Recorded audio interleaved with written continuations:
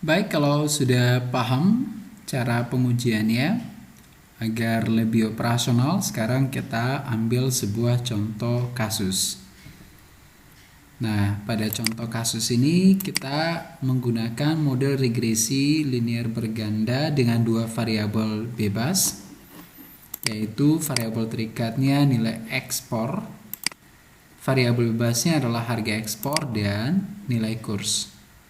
Jadi kedua variabel ini penentu dari nilai ekspor. Nah, kemudian setelah kita estimasi modelnya, dapat konstantanya segini, koefisiennya dan koefisien yang kedua. Ya, ini adalah hasil estimasi model kita. Nah, pertanyaannya adalah apakah hasil estimasi model ini B0, B1 dan B2 ya secara parsial signifikan atau tidak terhadap parameternya. Ya, untuk mengujinya kita menggunakan alfa 5%. Lalu bagaimana cara menyelesaikannya? Ya, nah cara menjawabnya tentu kita melalui mekanisme pengujian hipotesis. Apa langkah yang pertama? Kita harus rumuskan hipotesisnya dulu. Hipotesis 0, BI sama dengan 0. Kenapa? B-nya banyak mulai dari B0, B1, dan B2. Jadi kita ganti satu-satu ini nanti. Ya. Lalu hipotesis alternatifnya adalah BI tidak sama dengan 0. Itu langkah yang pertama. Langkah yang kedua adalah memilih tingkat signifikansinya. Misalnya alfanya berapa? 5%. Kemudian langkah yang ketiga adalah menghitung nilai uji statistiknya. Nah, dalam menghitung nilai statistik atau uji statistiknya ini, tentu kita akan mudah menghitungnya kalau kita menggunakan alat bantu tabel. Nah, seperti ini. Ya. Jadi ini tadi datanya, nilai Y, nilai X, nilai X2 untuk 16 tahun observasi. Nah, jadi dari hasil estimasi tadi dapat kita menghitung nilai residualnya, ya seperti cara sebelumnya, ya sudah pernah kita contohkan ya. Nilai residual ini kita kuadratkan, dapatlah residual yang dikuadratkan. Oke, nah apalagi yang kita butuhkan adalah nilai dari Y kecil, X1 kecil, dan X2 kecil. Untuk mendapatkan nilai Y kecil, X1 kecil, dan Y2 kecil, pertama-tama kita harus hitung dulu berapa rata-rata Y besarnya. Nah, rata-rata Y-nya adalah 37.913,01. Rata-rata X1-nya 1724,99. Rata-rata X2-nya adalah 28,45. Ya. Jadi nilai rata-rata ini nanti kita akan gunakan untuk menghitung nilai X kecil, Y kecil. Nah, nilai residual yang kita kuadratkan ini kalau kita jumlahkan, nilainya adalah 1.287.491,26. Oke. Nah, bagaimana cara menghitung nilai Y kecilnya? Ini nilai Y kecilnya, ya. Yaitu rumusnya adalah selisih antara nilai-nilai Y dengan rata-rata Y. Ya. Jadi misalnya untuk Y yang kecil yang pertama, ya, yaitu Y besar 3678,80, kita kurangi dan rata-ratanya 37.913,01. Hasil selisihnya adalah min 34.234,21. Nah, ini nilai Y kecil yang pertama. Dan seterusnya untuk Y yang kecil sampai pada observasi yang ke-16. Setelah dapat nilai Y yang kecil, kita hitung nilai X1 kecil. Sama juga ya, yaitu X1 besar kurangi dan rata-ratanya. Ya, hal yang sama kita juga gunakan untuk X2 kecil, yaitu X2 besar kurangi dan rata-ratanya. Ya, jadi inilah nilai Y kecil, X1 kecil, dan X2 kecil. Oke, nilai Y kecil, X1 kecil, dan X2 kecil tadi kalau kita pisahkan ya, seperti ini tabelnya tadi ya yang kita dapatkan mulai dari observasi ke 2001 sampai 2016. Lalu kita apakan? Nah, nilai X1 ini kita kalikan dengan X2. Kenapa? Nanti atau di dalam formula menghitung nilai varian tadi kita membutuhkan itu. Ya, kalikan X1 dan X2. Ya, inilah hasil perkaliannya. Jumlah perkaliannya adalah yaitu 293.580,72. Kemudian apalagi yang kita butuhkan? Kuadratkan X1-nya. Berarti min 1476,51 kuadratkan, inilah dia. Dan seterusnya. Kemudian kuadratkan X2. Min 22,8 kuadratkan 519,70 hasilnya. Ya. Nah, jadi hasil perkalian X1 dan X2 yang kecil-kecil ini kita jumlahkan, tadi ini jumlahnya. X1 yang kita kuadratkan, kita jumlahkan, ini jumlahnya. Dan X2 kita kuadratkan, jumlahnya, inilah jumlahnya. Ya, nilai-nilai ini nanti kita akan bawa ke dalam rumus menghitung nilai varian dan standar errornya. Kita mulai dulu dari menghitung nilai varian untuk residual. Tadi formulanya adalah jumlah residual kuadrat per N kurang K.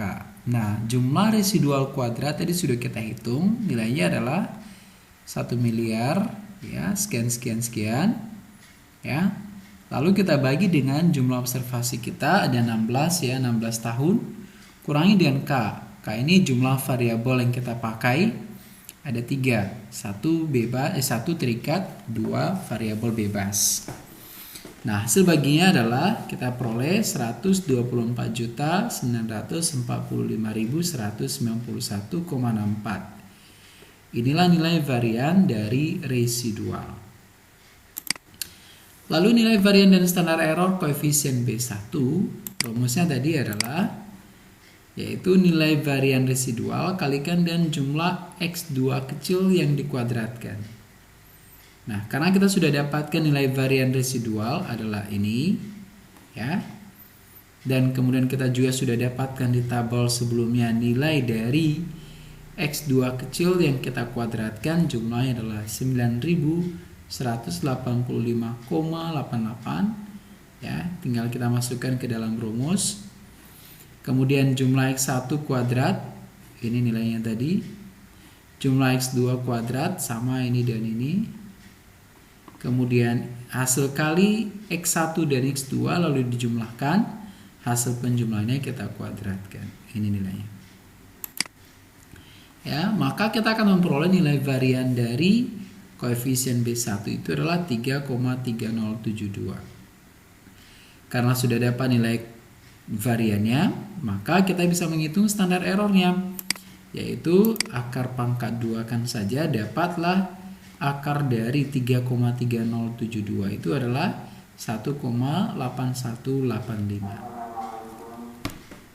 Oke, setelah dapatkan nilai standar error dari koefisien B1, sekarang kita teruskan untuk varian dan standar error untuk koefisien B2.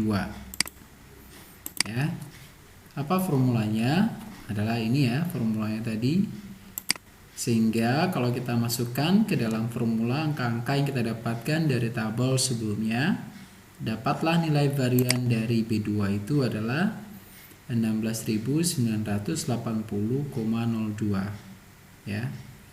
Tinggal mengikuti formula yang ada. Atau standar errornya adalah akar pangkat 2 dari ini adalah ya 16.980,02. Dapatlah standar errornya untuk koefisien B2 adalah sebesar 130,31. Nah, yang terakhir adalah varian dan standar error untuk konstanta. Sebelum kita hitung nilai variannya, pertama kita hitung dulu nilai koefisien korelasi antara X1, X2 yang kita kuadratkan.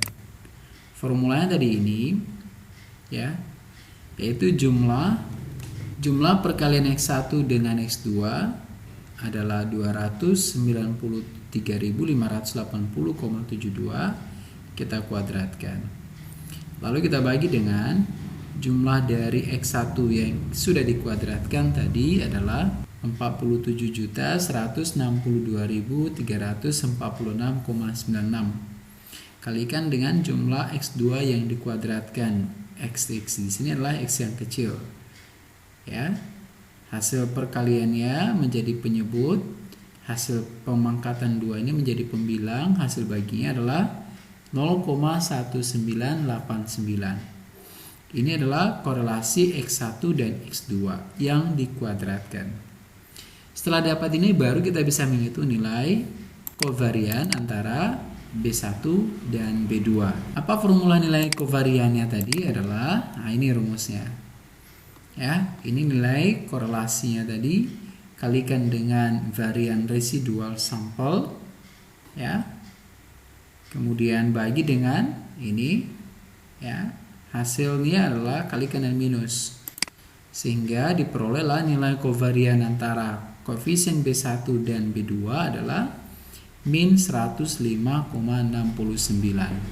Oke, setelah dapatkan nilai kovarian antara B1 dan B2, barulah kita bisa menghitung nilai varian dari konstanta. Yaitu apa? Varian dari konstanta tadi rumusnya adalah ini. Ya, ini sudah kita dapatkan. Lalu ini juga sudah kita dapatkan. Maka nilai-nilai ini kan kita bisa menghitungnya, sudah kita peroleh tadi juga. Oke, sehingga kalau kita masukkan dia ke dalam formula, ya, jangan lupa tandanya, ya. Varian dari residual tadi segini, kita bagi dengan 16. Rata-rata dari X1 tadi adalah 1724,99 pangkatkan 2. Varian dari B1 tadi 3,3072. Rata-rata X2 tadi adalah 28,45. Kalikan dengan varian B2 adalah 16.980,02. Kalikan dengan 2 kali rata-rata X1 dan rata-rata X2 kalikan dan kovarian B1 dan B2. Minus 105,69. Oke, setelah kita hitung maka dapatlah nilai dari varian konstanta itu adalah 21.017.183,94. Setelah dapat nilai dari variannya maka kita hitung nilai standar errornya. Ini nilai standar errornya, ya. Berarti tuntas nilai standar error untuk B0, B1 dan B2. Nah, setelah kita dapatkan nilai standar errornya baru kita bisa masuk kepada perhitungan nilai T statistiknya. T statistik untuk konstanta adalah ini formulanya. Ya, tinggal masukkan ke dalam rumus nilai angka-angka yang kita peroleh. Maka dapatlah nilai T hitung untuk B0 adalah min 0,8872. T hitung untuk B1 adalah 4,2947. T hitung untuk koefisien B2 adalah 7,6884. Nah, sekarang kita, ya, sudah dapatkan nilai statistiknya. Kita masuk pada aturan yang keempat adalah aturan pengambilan keputusan. Oke, karena rumusan hipotesis alternatif yang adalah BI tidak sama dan 0, maka kita menggunakan uji dua arah. Jadi alfanya kita bagi 2, sebelah kanan adalah kiri adalah 0,025, kanannya 0,025. Dapatlah, ya, nilai T tabelnya untuk DF sama dengan 16 kurang 3, ya. Dapat 2,1604, ya. Degree of freedomnya sekali lagi N kurang K, N-nya 16, K-nya 3. Jadi degree of freedomnya 13. Lihat di tabel T. Oke, oleh karena itu inilah daerah tolak H0, ini juga daerah tolak H0, daerah terima H0 adalah segini. Ya, maka kita coba masukkan nilai T statistik kita tadi, mulai dari T0. Ini min 0,8872, T1 ya 4,2947 dan T2 adalah 7,6884. Nah, jadi apa? T0-nya ini atau T untuk B0-nya ada di daerah terima 0, T untuk B1 dan B2 ada di daerah penolakan H0. Dengan demikian, maka kesimpulannya adalah ya, karena nilai dari T statistik untuk B0-nya adalah min 0,8772 atau berada di daerah penerimaan H0, maka keputusannya adalah terima H0 dan tolak HA. Dengan kata lain bahwa nilai konstantanya tidak signifikan pada alfa 5%. Yang kedua adalah koefisien B1. Ya, nilai T statistiknya tadi adalah 4,2947. Kalau kita bandingkan dengan T tabel untuk positif 2,1604, maka T hitungnya lebih besar dari T tabel. Atau berada di daerah penolakan H0, maka keputusannya adalah tolak H0 terima HA, atau nilai koefisien B1 signifikan pada alfa 5%. Demikian juga dengan koefisien B2, ya, nilai T statistiknya tadi adalah 7,6884, juga lebih besar dari T tabelnya, maka keputusannya juga adalah menolak H0 dan menerima HA, atau B2-nya signifikan terhadap koefisiennya pada alfa 5%. Jadi begitulah cara melakukan pengujian hipotesis ya, secara parsial, mulai dari langkah dari awal sampai perumusan hipotesis sampai pada pengambilan keputusan.